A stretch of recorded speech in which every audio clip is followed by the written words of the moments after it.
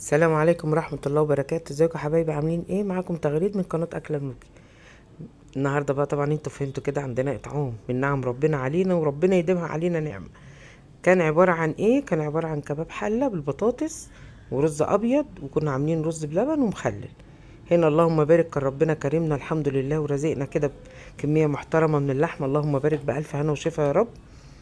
هنبدأ هنا مع بعض الإطعام على طول. هنبدأ بالرز بلبن على اساس ايه؟ على ما نحطه يسقع ونكون احنا خلصنا الوجبات بتاعتنا، نطلع بقى الوجبه ومعاها علبه الرز بلبن. اللهم بارك، كان معانا حوالي كانوا 20 كيلو لبن.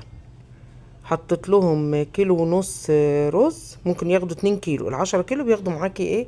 كيلو رز. حطيت الرز الاول اتسلق معايا، واول ما استوى اتهرى كده في قلب الميه المغليه، بدات بقى احط اللبن بتاعي. ما بحطش فيه ميه خالص، لبن صافي. معايا قشطه، ومعايا كريمه لباني، ومعايا كريم شانتيه، ومعايا طبعا مادة الربط النشا. هبدأ بقى اقسم الكمية بتاعة الرز على حلتين، عشان اللهم بارك كانت كمية كبيرة.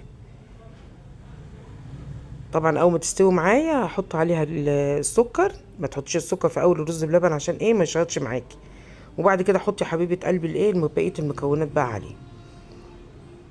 هنا حطينا حتة زبدة ومعاها شوية زيت عشان ما تحرقش الزبدة معانا، وورق لوري وحبهان ومستكة. وابدا بقى ايه؟ احط اللحمه. انا عايزه اسوي اللحمه دي في عرقها يا حبايبي. يعني ايه؟ هفضل اشوحها لحد ما تبك ميتها وتشربها، وببدا اديها بقى ايه؟ شويه ميه، شقشاق ميه في شقشاق ميه كده، حبه بحبه. تمام يا حبايب قلبي؟ اللي هي ايه؟ زي لحمه بشقشاق، يبقى طعمها حلو قوي قوي قوي كده. وهسلق برضو كميه عشان اخد من الشوربه اطعم بيها اللحمه، واسقيها ايه لما تحتاج ايه؟ تزويده معايا من الميه. بدل ما ازود ميه هزود ايه؟ شوربه. اللهم بارك، كانت الكميه كنا حوالي 25 كيلو. اللهم صل على حضرة النبي، بألف هنا وشفا. طبعا احنا مقطعين بقى يعني القطعة كبيرة، غير ما بتعملي في بيتك مثلا بتعملي بقى عدد قليل، فبتبقي مقطعة مكعبات صغيرة. هي المفروض تتقطع أقل من كده، بس احنا قلنا ايه؟ خلي الحتة ببركتها. ربنا يكرمكم حبايب قلبي. طبعا زي ما انتوا عارفين الإطعام ده لازم نعمل أحلى حاجة وأحسن حاجة. حطيت بقى التوابل بتاعتي، توابل لحمة وفلفل أسمر وورق لورا وحبهان ومستكة، وهقلب بقى كل ده يتشوح معايا. لازم تشوحي اللحمة كلها تطعم من بعضيها وتاخد توابلها صح، وتكون متشوحة عشان تقفلي المسام بتاعتها حبيبة قلبي. وتيجي مثلا هتسقيها شوية مية ولا حاجة، اسقيها مية مغلية عشان ايه؟ ما تبكش مية ويبقى ايه؟ طعمها مش حلو معاكي وتزفر معاكي. هنا هقطع البصلة، كمية بصل ما شاء الله اللهم بارك. دي كان اول حبة بس، كان العدد كبير ساعتها وقطعنا كمية بصل كبيرة. انا بعرفش اقطع بقى على فلانشة ولا على الرخامة البصل، بحب اقطعه كده بالطريقة دي يا حبايب قلبي. هقطع بقى كمية البصل بتاعتي، واول ما اللحمة تبدأ تخش في سوا هبدأ بقى احط لها البصلة بتاعتها على وشها. معاكي طريقتين: ممكن تدبلي البصلة وتحطي اللحمة عليها، وتكوني مسوية اللحمة برضو في عرقها زي ما قلت لك على جنب. اللحمة خلي بالك الاول بتعلي لحد ما تتشوح، واول ما تتشوح تمام معاكي ابدأي يا حبيبتي وطي النار عليه. هنا اللهم بارك الرز معايا اتهرى في قلب اللبن. هبدأ بقى احط السكر زي ما قلت لكم. ال10 كيلو حبايب قلبي لبن ياخدوا كيلو رز، وياخدوا كيلو سكر. وزي ما انت حابه بقى الاضافات التانية، كريم شانتيه، قشطه، كريمه لباني. والله اللهم بارك اللبن كنا جايبينه من وزاره الزراعه، ما كانش محتاج معايا الهوا. بس احنا ايه؟ بنحب ايه؟ نزود الحاجه تبقى زي ما بيقول الكتاب. زي ما احنا متفقين يا حبايب قلبي، عشان تاخدي الاجر صح لازم تعملي الحاجه على احسن ما يكون، احسن ما بتعمليها لبيتك كمان. ده ضيوف الرحمن يا حبايب قلبي. ربنا يطعمكم من ثمار الجنه جميعا يا رب. بص اللهم بارك، اللهم بارك القشطه على وش اللبن عامله ازاي كده. انا ضفت القشطه وضفت الكريمه اللباني، بحط هنا النشا. هتبدا بقى تربط معايا، اول ما تربط حطي الفانيليا. اخر حاجه خالص حطي الفانيليا بتاعتك. الريحه بقى ما اقولكيش كانت عامله ازاي في البيت. اللهم بارك. بالصلاه على النبي، بجد كانت لقمه شويه رز بلبن بجد كانوا عسل. كل اللي كان منهم بجد دعنا. هبدا برضو اعمل حله تانية، يعني هي اللهم بارك كانت كميه كبيره اللحمه، فعملناهم بقى في كذا حله.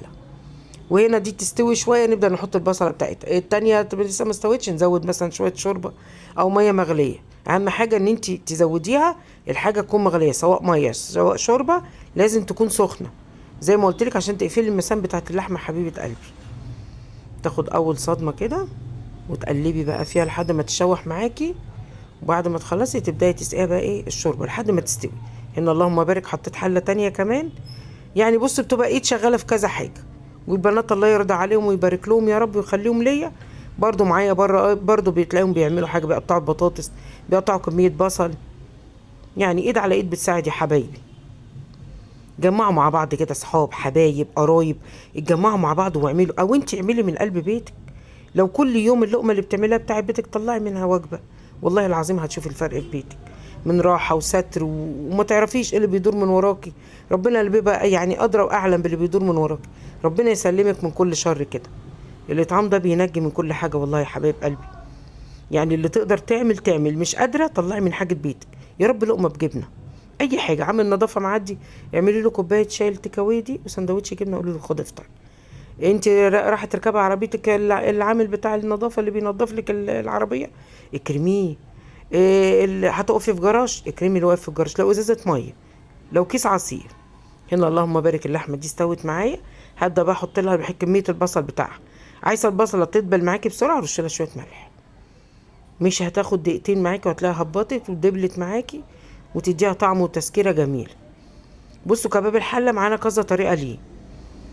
نبدا بقى نحط التوابل بتاعتنا، توابل لحمه وفلفل اسمر، ونقلب بقى ايه نمكس كله مع بعضه، كله بقى يتطعم من بعضيه. وكل ما كتري بصل كل ما كباب الحله ده معاكي عسل. يعني لو كيلو لحمه حطي لي كله بصل. جربيه بس بالطريقه بتاعتي دي هتعجبك قوي. بص هو الاكل ملوش كتالوج، انت يعني جودي براحتك واشتغلي براحتك واللي يعجبك اعمليه. مش مثلا انت غريب عامل بطريقه يبقى انا عامل، لا لا لا، براحتك. كلكم شاطرين الله اكبر عليكم، ربنا يحسن ما بين ايديكم يا رب. نبدا بقى نقلب كله بقى، ونبدا بقى نشوف برضو حله تانية نشتغل فيها. بس طبعا يعني تبقي واخده بالك من النار، توطي النار على اللحمه لان هي بتستوي على الهادي. هنا هنبدا نحط كميه البطاطس. يعني الله يبارك لها بنت خير اللي مقطعه البطاطس مقطعها كبيره، هي حلوه عشان تشبع وعشان ما تتهريش في وسط اللحمه كمان، واللحمه كانت كبيره.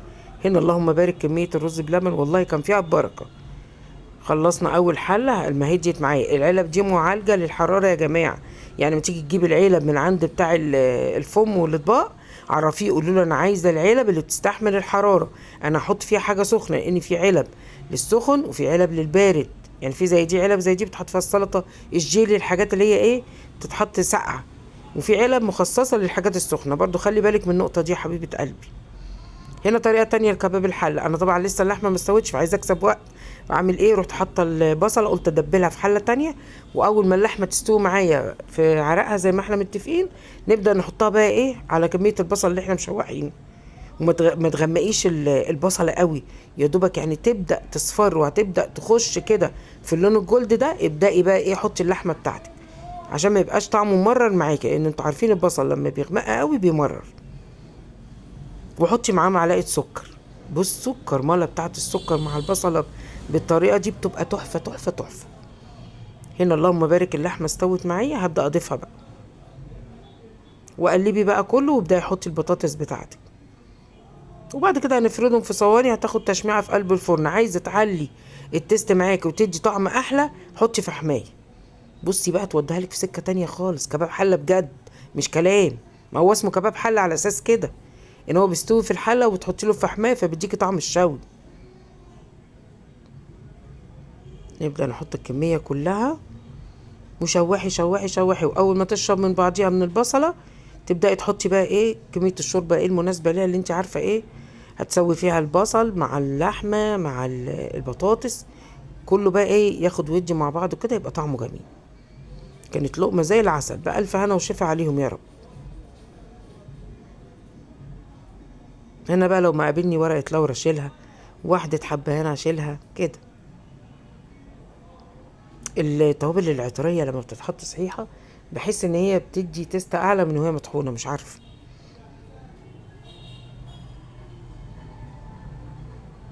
بصوا ايد شغاله في كذا حاجه بقى، عينك في وسط راسك كده عشان ما فيش حاجه تتحرق منك، ما فيش حاجه تشيط منك طعمها يغير، لقمتك تطلع عسل. انتوا شاطرين الله اكبر عليكم، ربنا يحميكم ويخليكم يا رب. هنا الرز بقى يا حبايب قلبي، انا بحب بقى ادلع الرز بتاعي، ما بحبش اعمله كده ايه ما عليهوش حاجه، لا بحب احط له واحدتين كام حده حبهان برضه، بلاقي باخدهم بقى على الوش، وابدا احط كام ورقه لورا، وبحط فلفل اسمر، وببدا بقى ايه وافضي مكعبتين ماجي برضه في قلب الزبده، وابدا اشوحه اشوحه اشوحه، واسقيه بقى ايه الشوربه، او اسقيه ميه مغليه. اهم حاجه الحاجه تكون سخنه اللي انت هتسقيه بيها، يطلع الرز معاكي مفلفل وتحفه. قلبي بقى كله مع بعضه، وهنعمل برضو كمية تانية، كنا عاملين 20 كيلو رز ساعتها. وظبطي الملح بتاعك تمام، عايزاه يبقى ابيض قوي واللون بتاعه شاهي قوي، حطي شويه خل فيه. بصي هتستعجبي على لونه وبياضه. او حطي شويه لبن، يا سلام على جماله وطعمته لو حطيتي حبه لبن بصوت كده. بصي بيودوه في حته تانية، كانك بتاكلي حاجه كده بالقشطه. وطبعا لو عندك حته زبده بقى بلدي حطيها، حته قشطه، جودي براحتك. زي ما قلت لكم الاكل ملوش كتالوج، راحتنا فيه. الله اعظم العزة لله.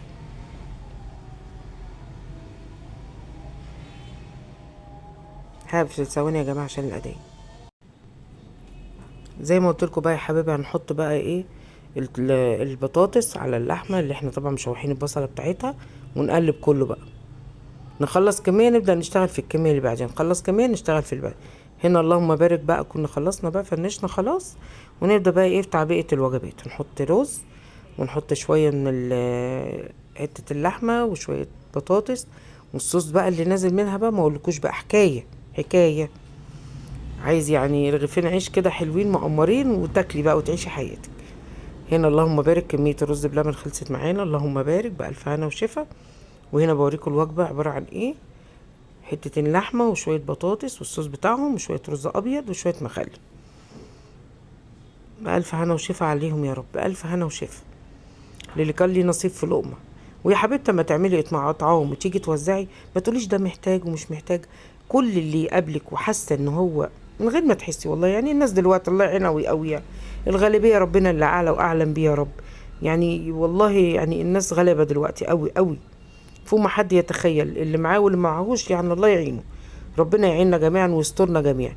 ادي يا حبيبه قلبي وراضي، ربنا يرضيك، هو من عند ربنا وربنا. فما تقوليش ده فلان ممكن حد يطلع لك يتعشم في وجبه ولا اتنين. ادي ادي يا حبيبه قلبي، تجبري الخاطر ربنا يكبر بخاطرك، تدي ربنا يديك، تراضي ربنا يراضيك، ربنا يراضيكوا جميعا. هنا اللهم بارك وزعنا كميه وعملنا كميه بعديها. يعني بصوا احنا عارفين طبعا ناس معينه، وفي ناس بقى ربنا بيقسم بيها كل مره كده الاطعام ليه قصه. يعني ان شاء الله اعمل لكم فيديو بالقصص والحاجات اللي بتحصل يوم.